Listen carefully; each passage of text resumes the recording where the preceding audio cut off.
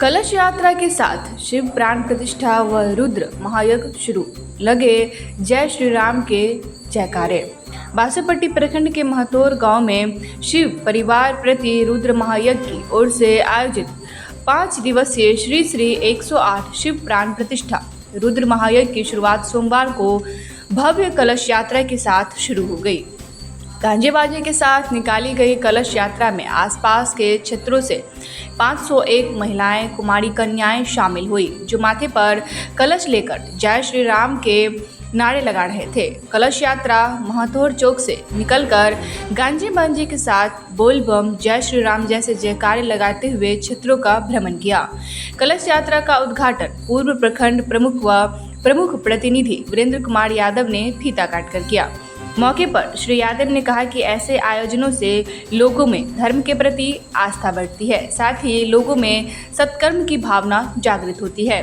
कलश यात्रा श्री महेश्वर नाथ महादेव मंदिर +2 उच्च विद्यालय महतौर स्थित यज्ञ मंडप से शुरू होकर महतौर करवारी सहित अन्य गांवों का भ्रमण करते हुए कदवाही नहर बजरंग बली के समीप पहुंची, जहां यज्ञकर्ता स्वामी श्री सत्येंद्रनाथ जी ने महाराज उनके सहयोगी पंडितों द्वारा पूजा अर्चना के साथ कलशों में जल भरवाया गया। पुनः गांव का भ्रमण करते हुए यज्ञ मंडप पहुंचकर पूरे विधि विधान के साथ कलशों को स्थापित किया गया।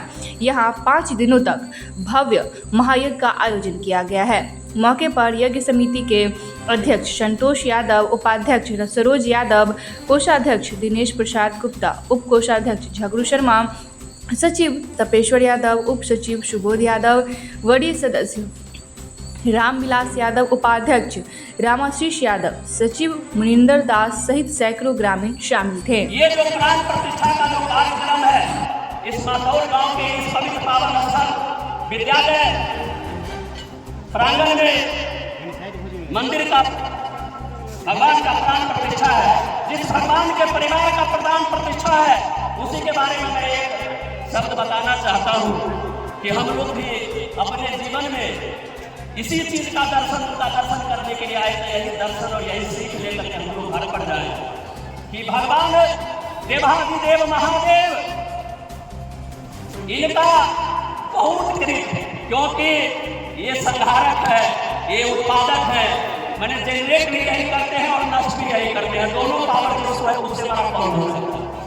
तो इनका बहुत सारा अपना गुण है, माने पूरे जग में बहुत कुछ इनका विश्व में दिया हुआ चीज है, इनका सारा चीज है। उसमें सबसे एक महत्वपूर्ण चीज है जो हम लोगों को सीखने के लिए है, आवश्यक में वही चीज बताना कि जब सूर और असुर में यानी कि राक्षस और देवता में जब लड़ाई हो गया समुद्र मंथन के बाद, जो विष और अमृत लेने के लिए उस समय में अमृत लेने के लिए तो देवता दानव दोनों मार कर रहे थे कि हम पिएंगे अमृत, तो हम पिएंगे जो हम अमर हो जाएंगे, अगर अमर हो जाएंगे।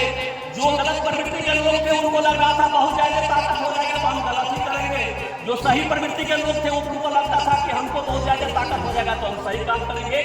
लेकिन मनसा उनका अपना अपना था कि हम अमृत का पान करें, अमृत हम पीने, इसके लिए मार हो रहा था। अमृत का तो किसी तरह भगवान विष्णु ने बहुत विस्तार का फलन नहीं जाना चाहता है। भगवान विष्णु ने अपना बुद्धि विवेक लगा करके असुरों को राक्षसों को छांट करके देवताओं में अपना अमृत का वितरण कर दिया। लेकिन अब सवाल आ गई, क्योंकि समुद्र का मंथन हुआ था तो विष भी व्यापक पैमाने पर था, यानी कि बहुत ज्यादा विष भी था।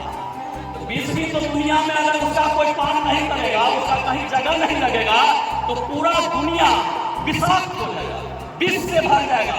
थोड़ा थोड़ा विष अगर हम लोगों को कहीं चुट्टी पिपड़ी वगैरह बहुत सारे जीव है, उसका अगर थोड़ा विष अगर अंदर चला जाता है उन लोगों को काट लेता है तो इतना दर्द होता है। अगर पूरा दुनिया में अगर समुद्र का विष अगर उतना बड़ा विष फैल जाता, क्या स्थिति होती दुनिया का, दुनिया विष में हो जाती। तो फिर उस विष का कौन पान करेगा जिससे दुनिया उस विष से मुक्त हो सके, विष दुनिया में व्याप्त नहीं हो सके। इसका पीला पान कौन चलाएगा? कौन चाहेगा वो विष खा करके, विष पी करके मैं मर जाऊं, मेरी लीला समाप्त हो जाए? कोई नहीं चाह रहा था। उस समय में भगवान देवाधिदेव महादेव ने ये पीला पान उठाया और कहा कि ठीक है, अमृत सारे लोग के लिए कोई बात नहीं, विष का पान जाता, भगवान महादेव ने सारे विष का पान कर दिया, सारे विष को घोट लिया।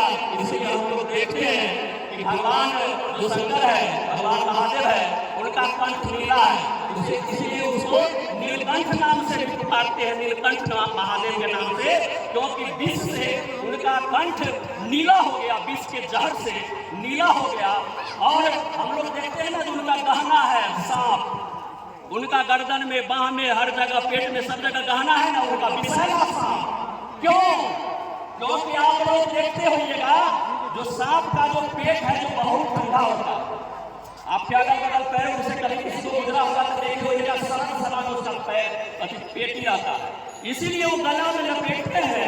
जो विष का जो असर है ना, उनको जो हर वक्त गर्मी पैदा करता है पूरे शरीर में, इसीलिए वो कंठ में सांप को लपेट करके रखते हैं, बाह में सांप को लपेट करके इसीलिए रखते हैं, क्योंकि सांप के उस ठंडक से उनको बड़ा राहत मिलता है। और सावन मास में हम लोग जलाभिषेक भी करते हैं, तो इसी माह का बात था, इसीलिए उनको मस्तक पर हम लोग जल डालते हैं कि वो विष का असर थोड़ा कम हो। तो इतना बड़ा आजकल जो समाज में है,